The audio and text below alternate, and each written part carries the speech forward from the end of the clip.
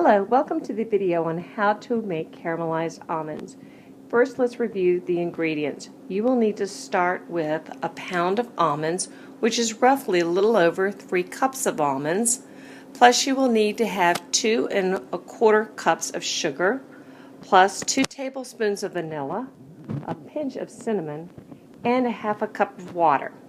You will also need to have a pan, which is about 3 quarts in volume or more, about 10 inches in diameter, and you will need to have another pan to spread the caramelized almonds on.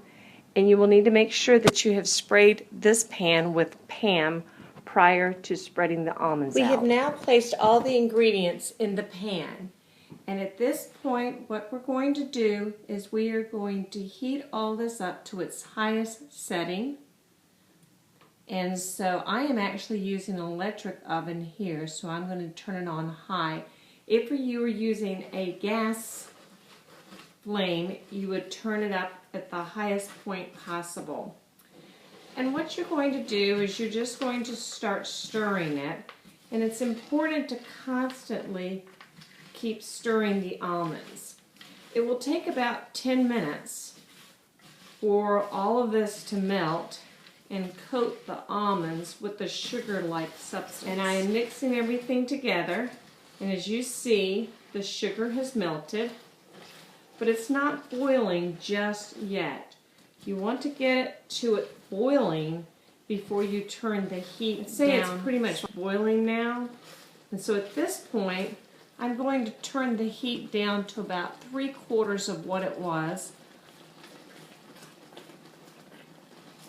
On an electric oven, I'd say this might be at the medium-high level, but you do want it to have a slow boil. You don't want it to have a rolling boil. If it boils too much, it literally will boil right up out of the pan. It's actually a little tougher to stir at this point. But keep stirring. Alright, as you see, it is going to start becoming a sugared almond here. It's starting to get sugared, but it's not quite there yet. Keep stirring. If you stop at this point, you will end up with a soggy, sugared almond. When it's gotten to be really dry, and you'll just kind of know it. You'll just feel like it couldn't get any drier. So it's pretty much like sand. This is when you want to really crank up the heat and go super high. This caramelization process will start to happen pretty soon here. Got a lot of sugar here. The trick is to get it to start caramelizing. But the heat's got to be on really high to get it to do this. It's hard to stir at this point, it really is. You're tired of stirring, but here we go. Don't know if you can see this. Down the bottom of the pan, some caramel is already starting to form. Okay, this is when it's also going to start smelling great. I can smell the caramel already. But it's also going to have a little bit of a burn smell too, which is okay. There's not a problem with that. It actually tastes kind of good. Fortunately, as the caramelization process starts to happen, it gets a little easier to stir because it becomes more liquefied.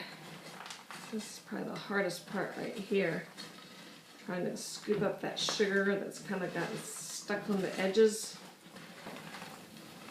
Yeah, they're getting pretty good. This is about the stage at which you want to pour them out. You don't want to get too liquefied, but you also want to make sure all the almonds are coated and you don't have any sugared almonds left.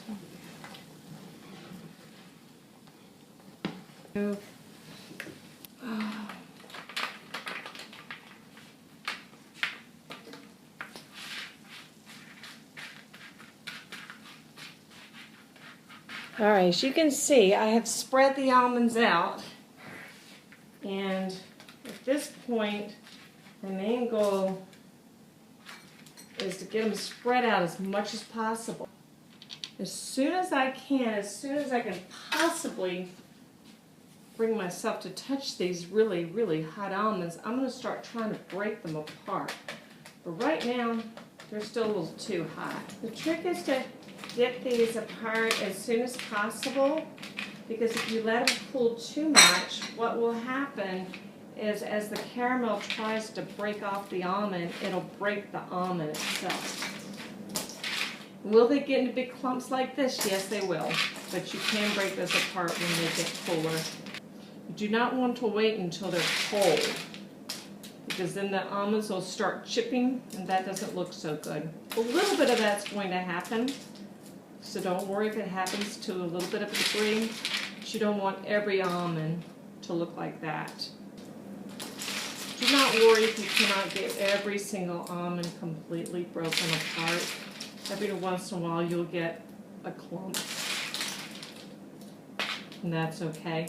You just don't want huge clumps like this, so try to get them broken apart at least just a little bit. Okay, and there we have it, caramelized almonds for the Christmas market.